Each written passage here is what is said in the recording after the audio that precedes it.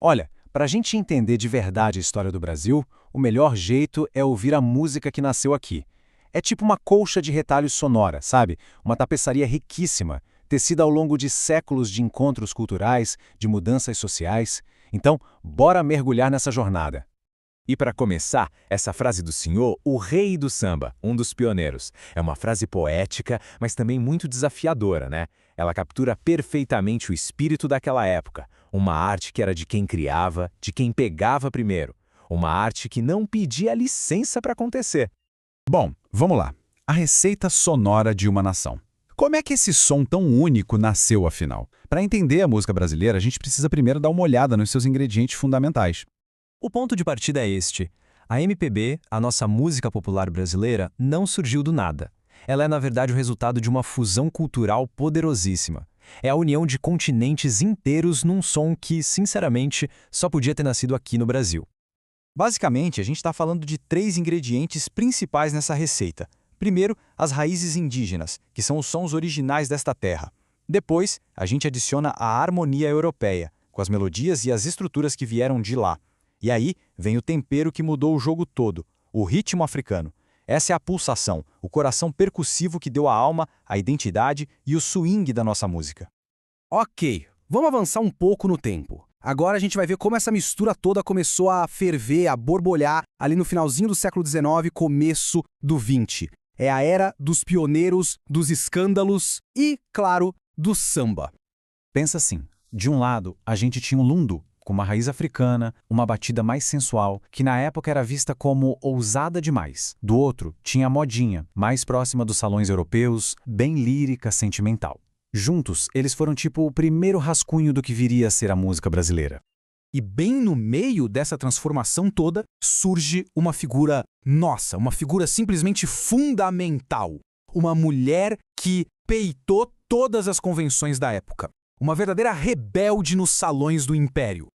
O nome dela era Chiquinha Gonzaga, e olha a história. Filha de um marechal, largou um casamento arranjado, largou a segurança da elite, tudo para viver de música. Imagina só, numa sociedade imperial, o que ela fez foi um escândalo absoluto.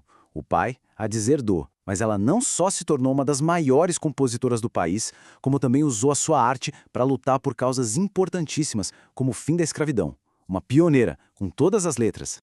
E aí, nesse caldeirão cultural, nasce o choro. A história é genial. Os músicos aqui no Rio de Janeiro pegavam aquelas danças europeias e tocavam com um sotaque diferente, com uma malandragem, com uma capacidade de improviso que era 100% brasileira. É por isso que ele é considerado o nosso primeiro gênero popular urbano, quase um jazz brasileiro. E depois do choro, claro, veio o samba. Mas é importante lembrar, ele não nasceu nos grandes palcos, nasceu nos quintais. Nos quintais das tias baianas, essas matriarcas que vieram da Bahia para o Rio. Eram festas que misturavam religião, comida, música, o sagrado e o profano. E foi dali que brotou o ritmo que virou símbolo do Brasil e, mais importante, um espaço de afirmação da cultura afro-brasileira. Beleza, agora a gente entra nas décadas de 30, 40 e 50. E aqui, uma nova tecnologia chega para virar tudo de cabeça para baixo. É a era de ouro do rádio, que vai pegar esses sons locais e transformar em verdadeiras paixões nacionais. É difícil imaginar hoje, mas o rádio foi a primeira grande mídia de massa do Brasil. Pela primeira vez na história, alguém lá em Porto Alegre e outra pessoa lá em Manaus podiam ouvir a mesma música no mesmo instante. Isso criou uma conexão, unificou o país culturalmente e, claro, criou as nossas primeiras grandes estrelas. Então, o que acontece? Nos anos 30, o rádio se torna o centro da vida das famílias. Nos anos 40, a gente tem o fenômeno Carmen Miranda, que leva uma versão, um pouco estilizada da nossa música para o mundo inteiro. E quando chegam os anos 50, a trilha sonora do país parece que se racha em duas, refletindo humores completamente diferentes.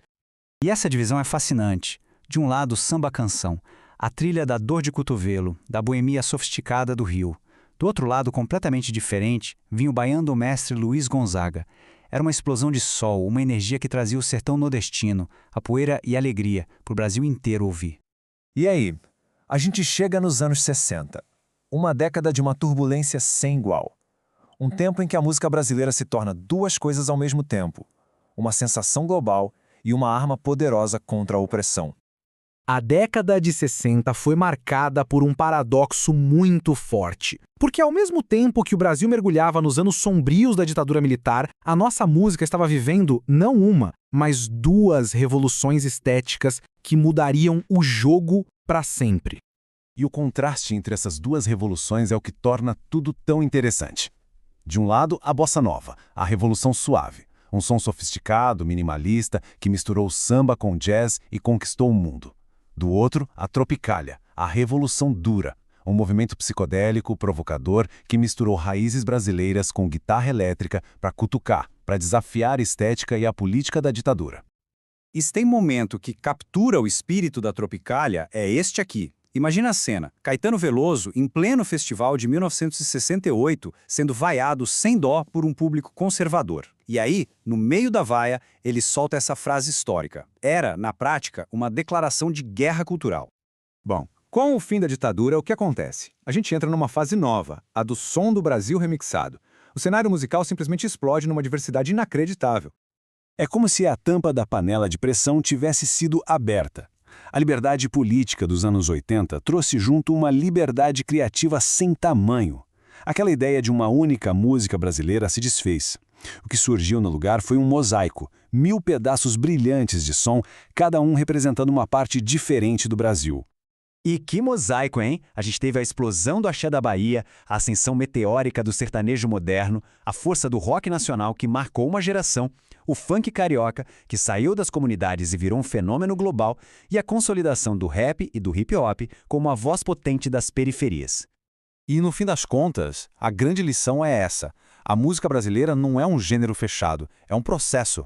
Um processo constante de absorver influências de todos os lados, adaptar, misturar e transformar em algo completamente novo, mas que é, sem dúvida nenhuma, brasileiro. Dos cantos indígenas até as batidas eletrônicas de hoje, a música continua contando a história de um país que se recusa a ser uma coisa só. É uma história de fusão e também de muita resistência. E aí a pergunta que fica no ar é: qual será o próximo verso dessa canção?